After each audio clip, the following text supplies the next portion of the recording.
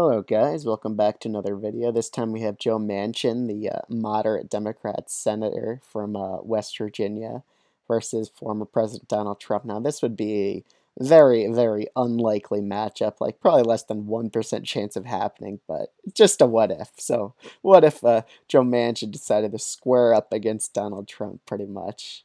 Uh, and it'll be kind of interesting to watch. I'm not really sure that I think the Democrats would, even if it's Joe Manchin on the ballot, I mean, some liberal Democrats might not show up, but mostly the Democratic Party is made out of moderates. So Joe Manchin might have a chance against Donald Trump. We'll see. We're going to go through it by state, but we have to assume some liberal voters might not show up to the polls here. But then again, Joe Manchin could maybe snipe out some Republicans from Donald Trump or some moderate ones. So let's get right into this. First state that I feel like would be impacted by this would be Alaska. Usually a solid red in my predictions, but for this one, I don't think it's going to be solid red. I think he would have pretty good cross-party support here, and he'd do pretty decent. Like, we could see a Lisa Murkowski endorsement here, and that would help him carry this state by a pretty good margin.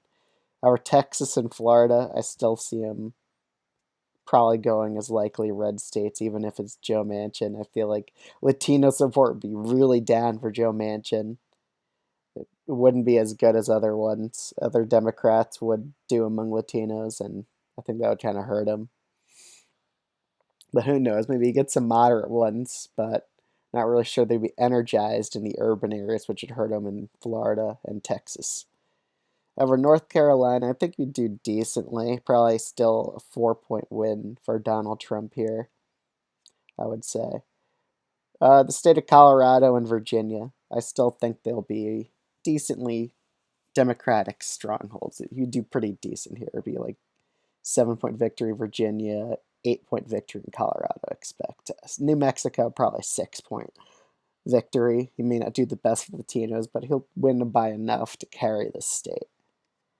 State of Nevada, it'd be it depends on how well he does in the rural areas. He probably has good appeal here. That would probably help him. His margin may go down in Las Vegas, but I think he could maybe make it up with like rural wins elsewhere in Nevada. He might do a little bit better than most Democrats. Well, the one state that I think would actually help him for being like sort of a blue dog conservative Democrat would be Arizona. We may see liberal votes drop off here, but he would probably make that up with moderate Republicans, as we saw Joe Biden do.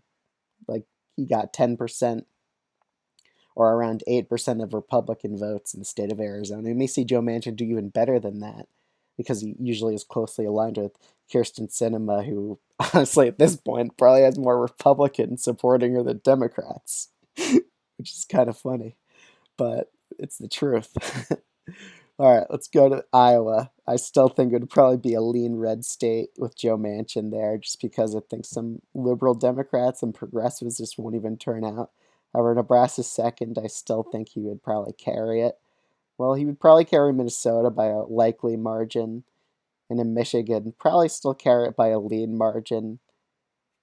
He would get pretty bad turnout of Detroit, but he might make that up with rural gains elsewhere because he's a really moderate Democrat. And a lot of times, yeah, I assume a lot of these progressive Democrats sometimes just end up voting for the nominee anyway. Like in Joe Biden's case, like I'm pretty sure it was like 90% or 89% of Bernie supporters ended up voting for Joe Biden anyway.